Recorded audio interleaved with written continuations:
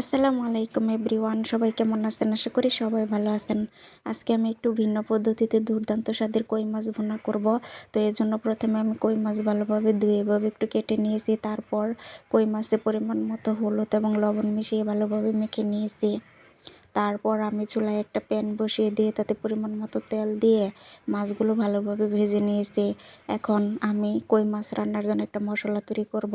তো এই জন্য প্রথমে নিয়েছি 1 চামচ পরিমাণ আস্ত জিরা, 1 চামচ পরিমাণ আস্ত মৌরি, 1 চামচ পরিমাণ আস্ত ধনিয়া, 3টা এলাচ, 2টা লবঙ্গ নিয়ে শুকনা খোলায় ভালোভাবে টেলে নিয়ে পাটায় বেটে নিয়েছি। এখন চুলায় আমি একটা প্যান বসিয়ে দিয়ে তাতে পরিমাণ মতো তেল দিয়ে পরিমাণ মতো পেঁয়াজ কুচি ভালোভাবে লাল করে ভেজে নিয়ে তাতে 1 চামচ পরিমাণ আদা রসুন বাটা এবং 3টা কাঁচামরিচ ফালি করে দিয়ে দিয়েছি এবং এখানে পরিমাণ মতো হলুদ গুঁড়ো, মরিচ গুঁড়ো এবং স্বাদ মতো লবণ দিয়ে মশলাটা ভালোভাবে কষিয়ে নিয়েছি।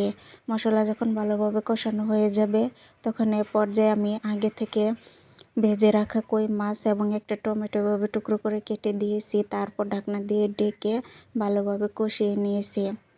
সবগুলো উপকরণ যখন ভালোভাবে কষানো হয়ে যাবে তখন আমি এখানে পরিমাণ মতো ঝোল দিয়ে ঢাকনা দিয়ে ঢেকে দিয়েছি। ঝোলটা যখন ফুটে উঠেছে তখন আমি আগে থেকে রেডি করা মশলাটা দিয়ে আবারও ভালোভাবে নেড়ে চেড়ে ঢাকনা দিয়ে ঢেকে পুরো রান্নাটা কমপ্লিট করে নেব। রান্নাটা যখন প্রায় শেষের দিকে হয়ে গিয়েছে তখন আমি এখানে ধনিয়া পাতা অ্যাড করে দিয়েছি। এই তো রান্না হয়ে গেল দুর্দান্ত স্বাদের কই মাছ ভুনা। গরম ভাতের সাথে খেতে কিন্তু দারুণ লাগে। আপনারা এভাবে বাসায় ট্রাই করে দেখতে পারেন। তো চলে যাচ্ছি, দেখা হবে নেক্সট কোনো ভিডিওতে। সে পর্যন্ত সবাই ভালো থাকবেন। শুভকামনা সবার জন্য।